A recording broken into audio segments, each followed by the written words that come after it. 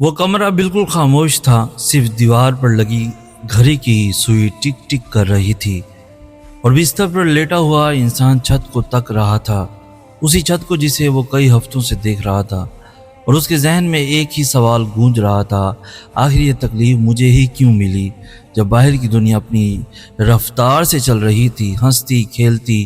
بے فکر، اور یہی سے ایک ایسا راز کھلنے والا ہے جو شاید تم نے کبھی اس زاویے سے نہ سنا ہو۔ کیا تم نے کبھی غور کیا کہ زندگی میں جو انسان سب سے زیادہ آزمائشوں سے گزرتا ہے وہ اکثر وہی ہوتا ہے جس سے لوگ کچھ خاص توقع نہیں رکھتے، مگر اللہ کی نظر میں وہ سب سے خاص ہوتا ہے۔ رسول اللہ صلی اللہ علیہ وآلہ وسلم نے ایک ایسی بات فرمائی جو آج بھی سن کر رونگٹے کھڑے ہو جاتے ہیں کہ سب سے زیادہ آزمائش انبیاء کی ہوتی ہے، پھر ان کی جو ایمان میں ان سے قریب ترین ہو، پھر اسی درجے کے مطابق، یعنی جتنا دل اللہ کے قریب ہو اتنی ہی زیادہ آزمائش اس کے حصے میں آتی ہے۔ اب ذرا رک کر سوچو، اگر یہ بات سچ ہے تو پھر وہ تکلیف جو آج تمہیں یا تمہارے کسی عزیز کو محسوس ہو رہی ہے وہ دراصل کیا پیغام دے رہی ہے؟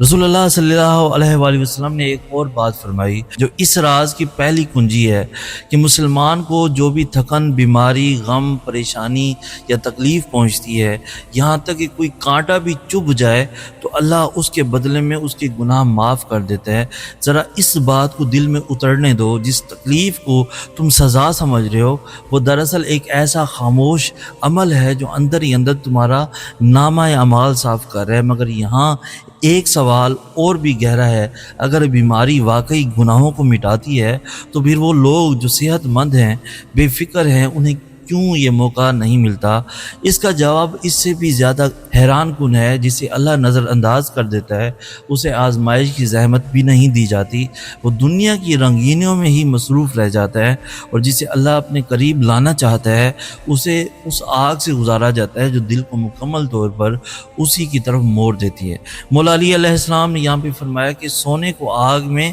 اس لیے تپایا جاتا ہے تاکہ اس کی اصل چمک باہر آ سکے، اور بستر پر لیٹا وہ انسان جتنی دیر اللہ کو یاد کرتا ہے، جتنی دیر دعا میں گزارتا ہے، وہ لمحے اس کی زندگی کے سب سے قیمتی لمحے بن جاتے ہیں۔ اور اب وہ بات جو شاید سب سے کم لوگ جانتے ہیں، یہاں پہ امام جعفر صادق علیہ السلام نے فرمایا کہ مومن کی بیماری اس کے گناہوں کا کفارہ بنتی ہے اور اس کے درجات بلند کرتی ہے، یعنی جو تکلیف آج جسم پر ہے وہ کل ایک ایسے مقام کی صورت میں سامنے آئے گی جو صرف صحت مند رہنے والوں کو کبھی نہیں ملتا۔ بیماری میں صبر کرنا، شکوہ نہ کرنا اور اللہ سے حسن ظن رکھنا، یہ وہ عبادت ہے جو کوئی انسان اپنی مرضی سے نہیں کما سکتا، یہ صرف تکلیف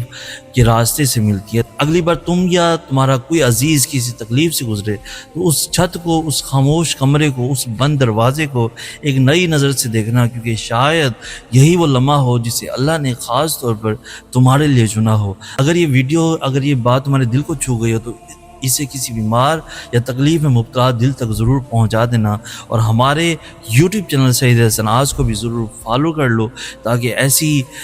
باتیں تمہارے دل تک سب سے پہلے پہنچتی رہیں۔ مزید ایسی خوبصورت انفارمیٹیو ویڈیوز کے لیے ہمارا ٹک ٹاک، انسٹاگرام اور فیس بک پیج کو بھی ضرور فالو کر لو تاکہ ایسی ہر نئی اپڈیٹ، نئی ویڈیو آپ کو بر وقت ملتی رہے۔ اسی اپنے پن کے ساتھ اپنے دوست سید احسن آج کو بھی اجازت دیجیے، ہم ملتے ہیں نیکسٹ ویڈیو میں، تب تک کے لیے اللہ ہو آپ کا حامی و ناصر۔